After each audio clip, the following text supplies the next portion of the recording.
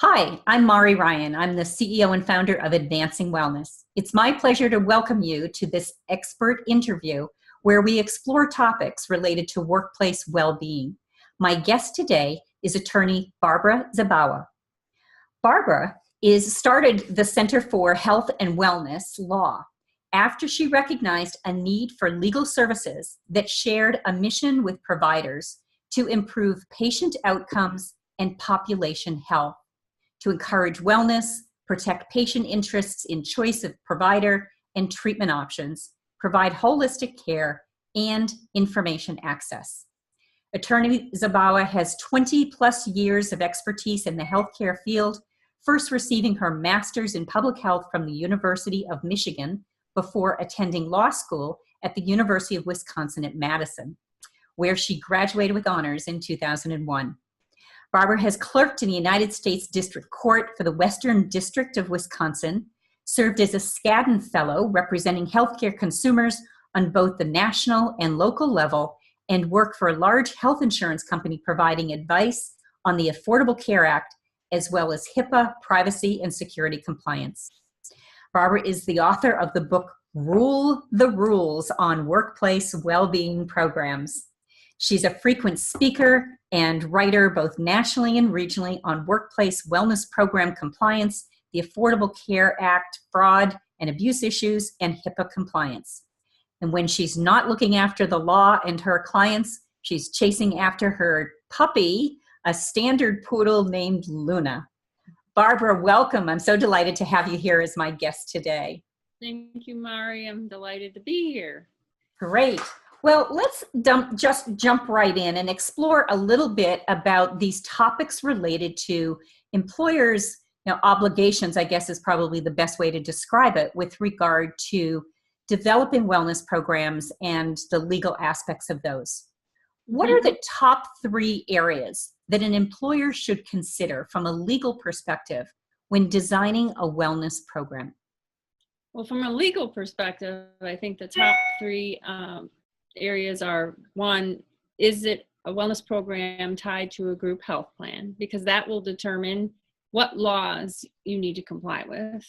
2, are you asking employees or their family members to divulge health information, such as through a health risk assessment or a biometric screen? If you are, then that implicates some laws too, regardless of whether you're a group health plan wellness program. And I think the third area that employers need to pay attention to from a legal perspective is, are the wellness programs that they are designing and implementing taking into consideration the different abilities and different characteristics of their employee population? Because from a legal perspective, you want to make sure that all employees, regardless of their different traits, their different abilities, can participate. Because especially if you're offering incentives to participate, everyone should have a chance to participate, and that's really being driven by the Americans with Disabilities Act and their reasonable accommodation, equal opportunity to participate regardless of your ability. So those are the 3 areas I think that employers need to pay attention to the most. So there's really only a couple of pieces of major legislation that drive the concern, right? There's only 3 or 4, is that right? Oh, of the first 2 areas that I mentioned, whether you're a group health plan or whether you're asking health information questions, the major laws that are being implicated there are the HIPAA, Health Insurance Portability and Accountability Act, non-discrimination rules, and there's some wellness rules within HIPAA that allow employers to, or actually it's health plans, to offer incentives and basically to discriminate based on health status as long as certain conditions are met.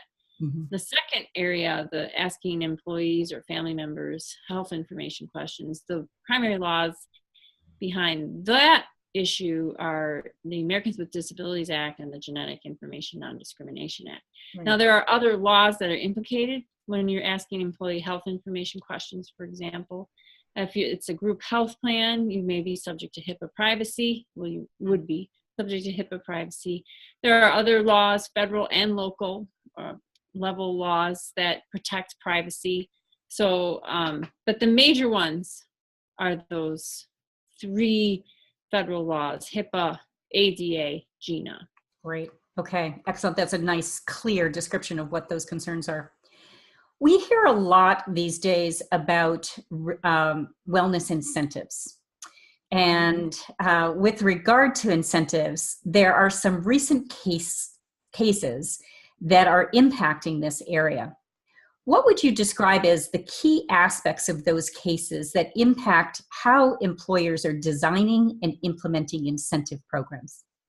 So I think the primary case that you're alluding to is the AARP versus EEOC case, which was decided just a year ago, last August. And in that case implicates employers who have wellness programs that tie incentives, whether they're financial or non-financial incentives, to employees or family members providing health information, such as through a health risk assessment or a biometric screen. So if you're an employer that ties an incentive to having employees divulge their health information, and many employers do this, then that case will have implications for your wellness program. So if you are reducing premiums, or you are giving out gift cards in exchange for an employee filling out a health risk assessment or participating in a biometric screen, then the AARP case will have an impact on your wellness program, regardless of your group health plan status. And how it will impact you is, as of January 1, 2019, so just a few months away, hard to believe, there will be no guidance as to what incentive amount you can tie to an employee providing their health information as part of the wellness program. Right now, we have some guidance. It's effective and through the end of the year. We know that it's okay to incentivize employees up to 30% of the total cost of the self-only coverage. And there are different ways of calculating that. But that 30% maximum is going away as of January 1st. And so we won't know what incentive amount will meet the ADA and GINA requirements of having to be voluntary. The wellness program has to be voluntary, including any divulging of health information as part of your wellness program. It has to be a voluntary act by the employee.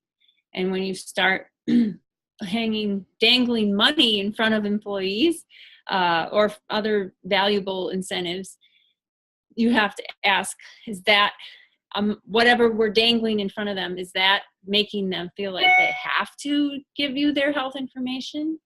Or is your employee population such that they would still consider it a voluntary act, even if they do get an incentive for providing it? So that is really going to be the core question for employers starting in January going forward with regard to their wellness program. So how are you seeing, and what's in your experience, what employers are doing and how they're responding to this? Are they just going to take a wait and see attitude and see if new regulations come, or just abandoning incentives altogether and hoping that employees are intrinsically motivated to now just take part in programs? What are you seeing? Well, what I'm seeing from the employers I talk to is they're kind of in a panic. They're not quite sure what to do. They want to know what everyone else is doing. So they're hoping that someone will take the lead and say, hey, this is how we're going to respond. And some of the ideas that I've heard, whether they're being adopted is another question, but some of the ideas that I've heard with regard to incentives and structuring your wellness program to this new legal world that we will enter in January is, if you have a wellness program that includes a health risk assessment or biometric screen, and you're tying an incentive to completion of those, to offer alternatives to completion of those. Mm-hmm. And let people know, for example, in their notice, that if you don't want to complete your health risk assessment or biometric screen because you're concerned about privacy or whatever reason, we talk to us and we can offer an alternative to earn that same incentive. And so then you're making it more of a choice for employees. And ultimately that's what voluntary means, is that they have a choice. And so if you can offer an alternative to earn the same incentive as they would if they completed the HRA, that is one of the ideas that is being talked about in the industry as a way around the uncertainty that will start in January. Well, we've always worked with our clients very hard on communicating the elements around privacy and knowing that it is, I think for everybody, it's a concern. And especially, today where, there are so many, data breaches and different kinds of things that we don't know who has access to our information at some point. So it's an important point for employers to be really concerned about, from the perspective of making sure that what information they're collecting, how they're collecting that information, and then how that data is managed once they've got it, is all really looked after. Mm-hmm. Yes, it's critical. And there are a lot of employees, in fact, I've read studies where one of the reasons why many employees refuse to take the HRA or biometric screen is because of a privacy concern. Yeah. So it's a real concern. It has to be acknowledged. And if you're going to be collecting that sensitive data, you have to make sure you're doing it in a legal way. Mm-hmm. And there's a number of laws that impact that collection. Great. Well, you've done a fabulous job here of summarizing the concerns and the issues that employers need to be paying attention to. I know I'm having these conversations with, all of my clients, and especially for some that have unions in their organizations, where many of these incentive programs as part of the health plan are, negotiated with the unions. So mm-hmm. Certainly an important topic for everyone to be thinking about. Mm-hmm. Yes. And Barbara, if our audience wants to learn a little bit more about your work and your organization, where can they find that information? Well, they can go to my firm's website, wellnesslaw.com. They can contact me via email, bzabawa@wellnesslaw.com. There's a form submission form on my website that they can fill out if they would rather do that instead of emailing me directly. But either way would be a great way to reach me.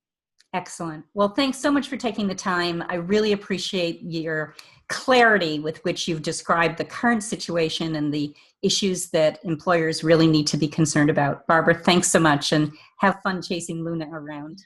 Will do. Thank you, Mari.